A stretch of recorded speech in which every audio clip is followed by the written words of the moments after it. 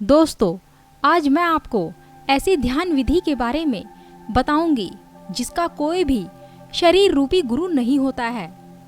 तो सबसे पहले आपको अपने आप को ऐसी गुमनाम शक्ति को समर्पण कर देना है जिसको आप नहीं जानते हैं।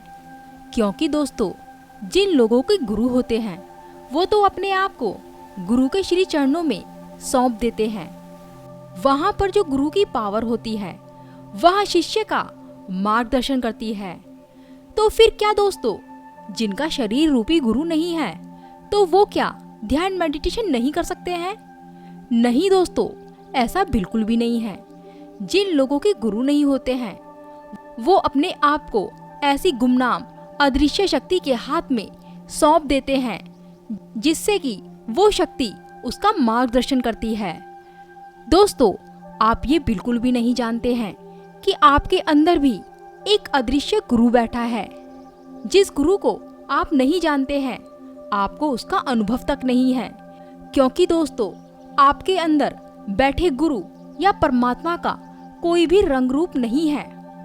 तो बस आप अपनी आंखें बंद करके उस एनर्जी के हाथों में खुद को समर्पण कर दें जिसे आप नहीं जानते हैं। पूरे तरीके से खुद को समर्पण करना है। इसमें अब बात आती है पंचकोश साधना की। सबसे पहले आपको पंचकोश का अर्थ जानना होगा। पंच मतलब 5 और कोश मतलब खोल। दरअसल दोस्तों, जो हमें यह शरीर दिखाई देता है वह केवल एक शरीर है। इस शरीर के अंदर भी 4 शरीर और भी हैं। इन सभी को मिलाकर पंचकोश कहा जाता है। और दोस्तों, ये पंचकोश के नाम है। पहला अन्नमय कोश, दूसरा प्राणमय कोश, तीसरा मनोमय कोश, चौथा विज्ञानमय कोश और 5वां आनंदमय कोश। तो आपके अंदर जो छुपा ईश्वर है उसे पाने के लिए तो सबसे पहले आपको उन 5 कोशों को पार करना होगा। इस साधना में सबसे पहले आपको इस सांसारिक शरीर को जानना बहुत जरूरी है। जिसने भी अपने इस सांसारिक शरीर को जान लिया वो इस संसार की रचना को भी बहुत अच्छी तरह से समझ सकता है। तो सबसे पहले आपको एक आरामदायक जगह पर बैठ जाना है। शरीर में किसी भी तरह की कोई भी परेशानी नहीं होनी चाहिए। क्योंकि समुद्र में जितनी भी तेजी से लहरें उठती हैं, आप उस समुद्र के अंदर कुछ भी नहीं देख सकते हैं।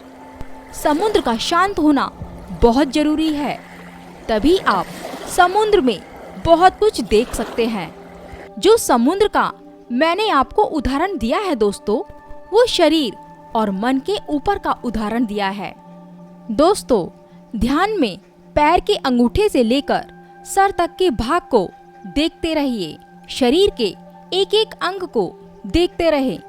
गहरे लंबे सांस के साथ मन को अंदर लेकर जाइए और फिर अंदर के अंगों को देखते रहिए।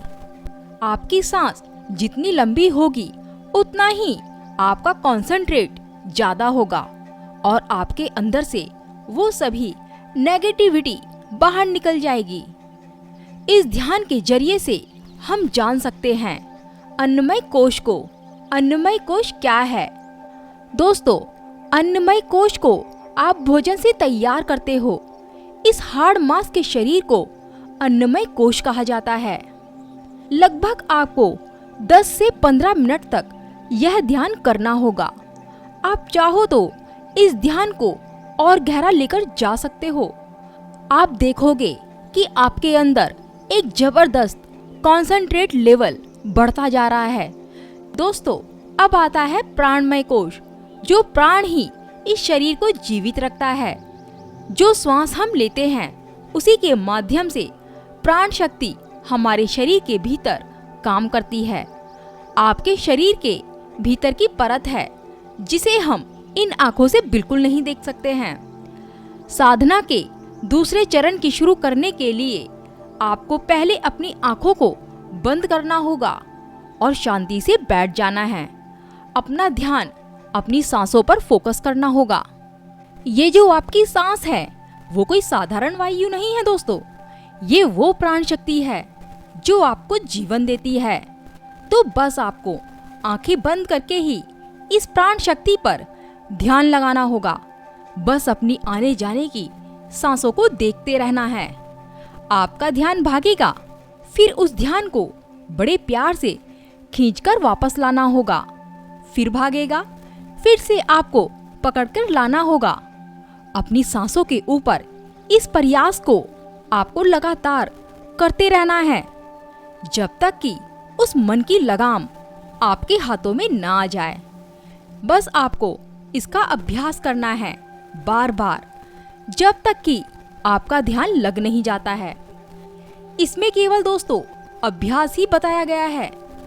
सांसारिक शरीर पर ध्यान लगाने से केवल आपको सांसारिक शरीर की जानकारी ही मिलेगी, लेकिन जब आपका ध्यान आपके प्राणमय कोश पर लगता है तो वो आपको कुछ सूक्ष्म जगत के अनुभव देता है।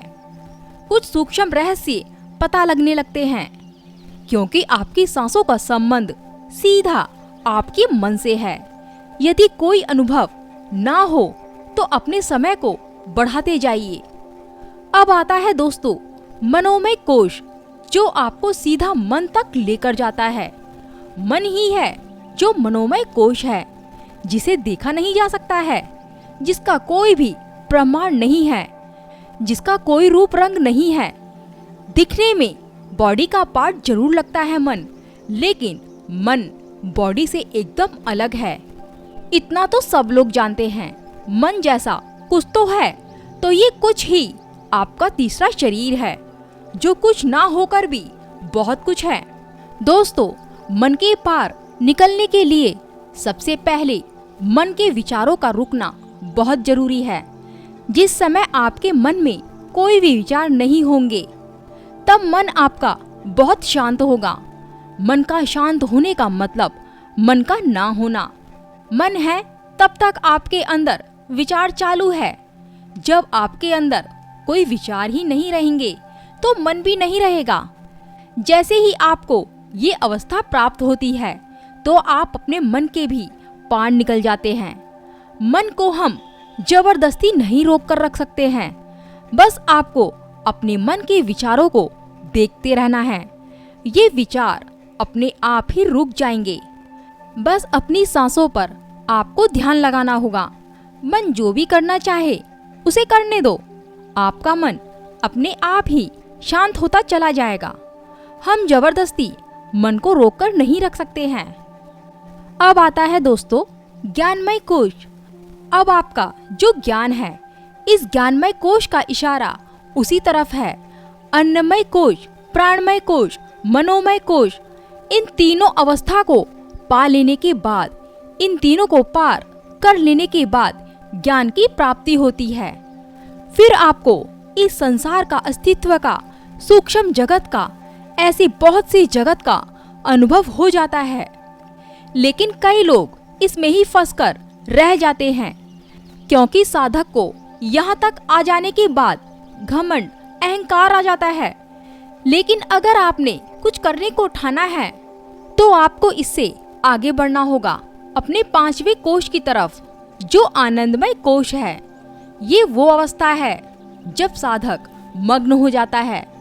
ना सुख परेशान करता है और ना ही दुख दुखी करता है। सभी सुखों और दुखों के पार परमानंद है। वो उस अवस्था में होता है जिसे हम शब्दों में कहकर नहीं बता सकते हैं। उस अवस्था और अनुभव के शब्द ही नहीं है।